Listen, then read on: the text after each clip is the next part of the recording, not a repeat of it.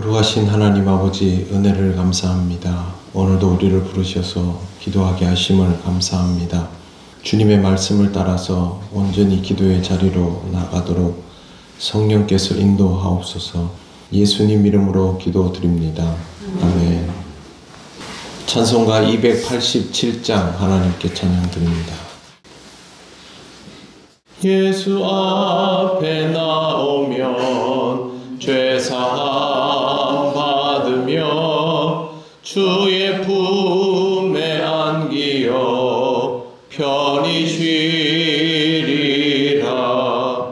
우리 주만 믿으면 모두 구원 얻으며 영생 복락 멸류관 확실히 받겠네.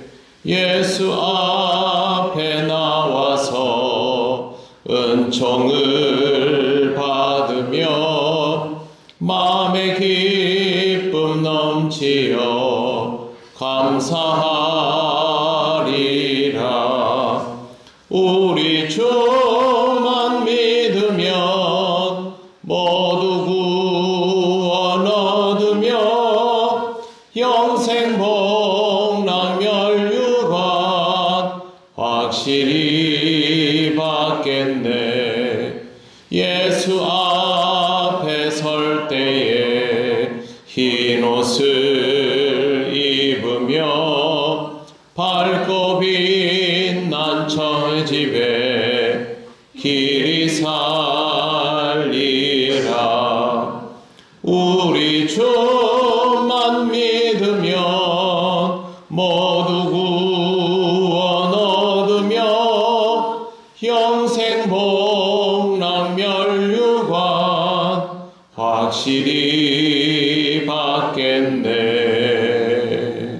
아멘. 하나님 말씀 사도행전 9장 31절입니다. 우리 다 같이 합독하겠습니다. 그리하여 온 유대와 갈릴리와 사마리아 교회가 평안하여 든든히 서가고 주를 경외함과 성령의 위로로 진행하여 수가 더 많아지니라. 아멘.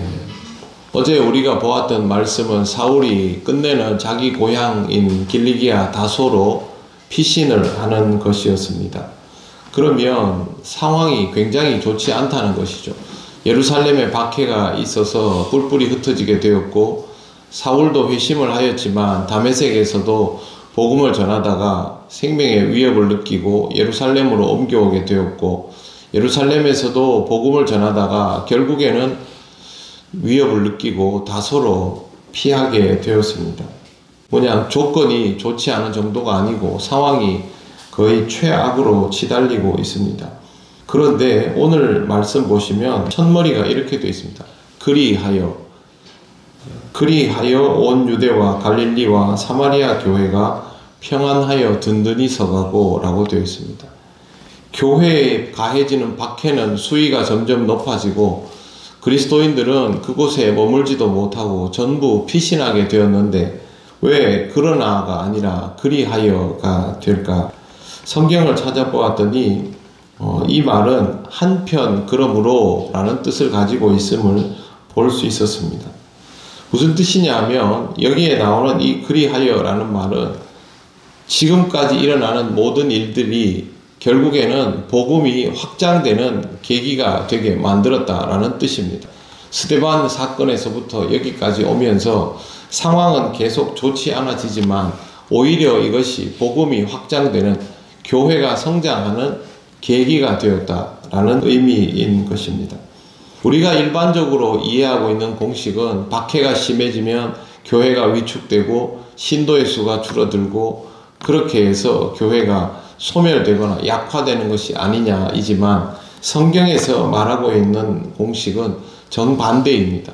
박해가 심해질수록 성도들에게 핍박이 가해질수록 세상이 교회를 싫어하면 싫어할수록 교회는 오히려 더 평안하여 든든히 서간다라는 것이 오늘 말씀에 기록되어 있는 내용입니다. 그리고 교회가 든든히 서가는 데 있어서 온 유대와 갈릴리와 사마리아 교회가 평안하여 든든히 서가고 라고 되어 있습니다. 그건 어느 지역 하나 볼 것 없이 모든 교회들이 함께 견고해져 가고 있다는 뜻이고, 또 한 가지 여기 나오는 교회가 라는 표현은 복수형이 아니라 단수형입니다. 이 세 개의 교회를 따로따로 본 게 아니라 하나로 묶어서 말을 하고 있습니다.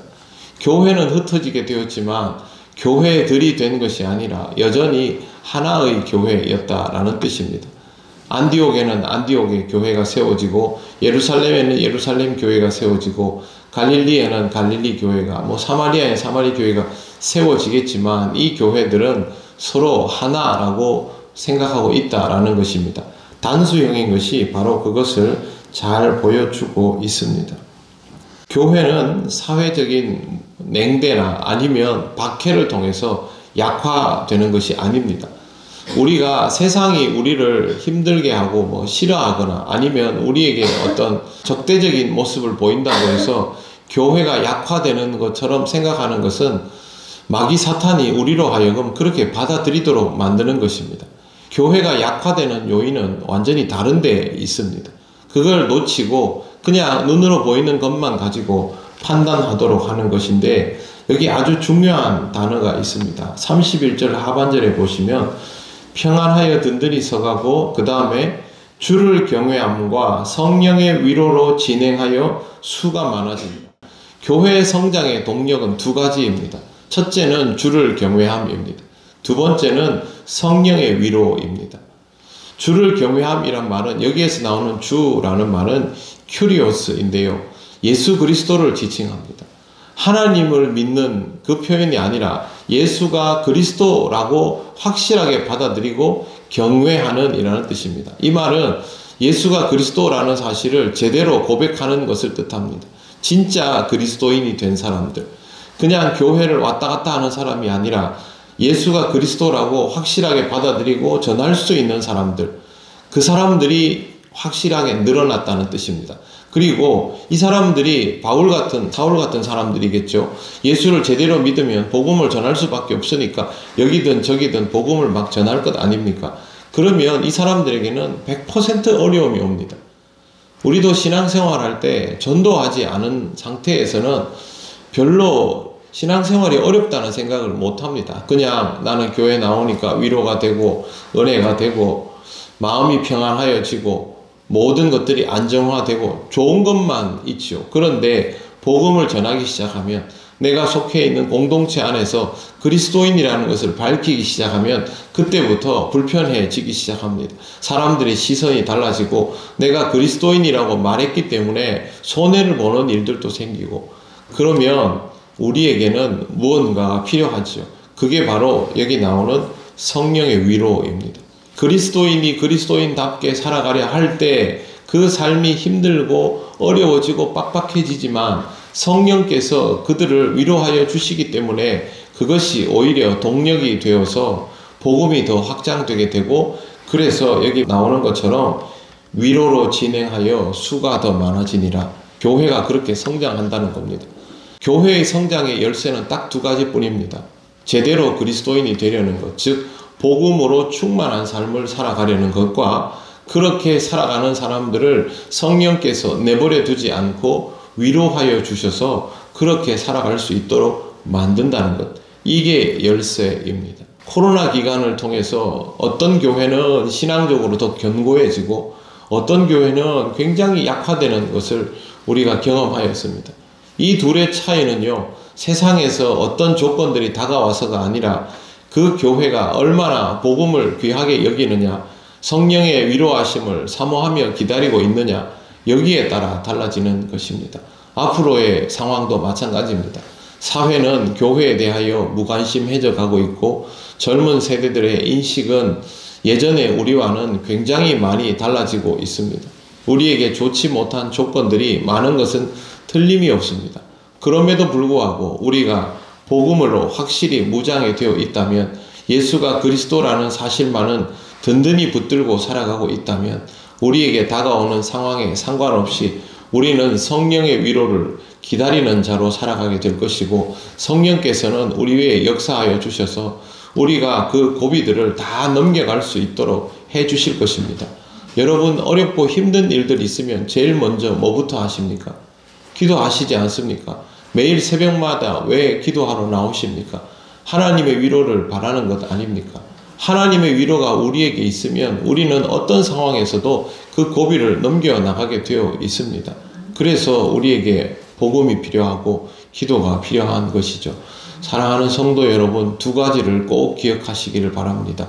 예수가 그리스도라는 사실이 항상 나에게 명백해야만 하고, 그리고 주를 사모함을 통하여 성령의 위로를 기다리는 삶을 살아야 하고, 이 두 가지만 있으면 내 신앙은 절대 무너지지 않는다라는 것. 우리가 그렇게 무너지지 않으면 주의 복음을 전하는 것을 통하여 교회는 끝내 성장하게 된다는 것. 이 두 가지를 명심하시고 신앙으로 살아가시기를 바랍니다. 기도드리겠습니다. 하나님 아버지, 은혜를 감사합니다. 교회를 힘들고 어렵게 하며 약화시키는 조건들이 많다 하지만 주의 복음으로 무장된 교회는 늘 든든하여 서가는 것을 우리는 믿습니다. 하나님 아버지, 우리들도 그와 같이 살게 하여 주옵소서.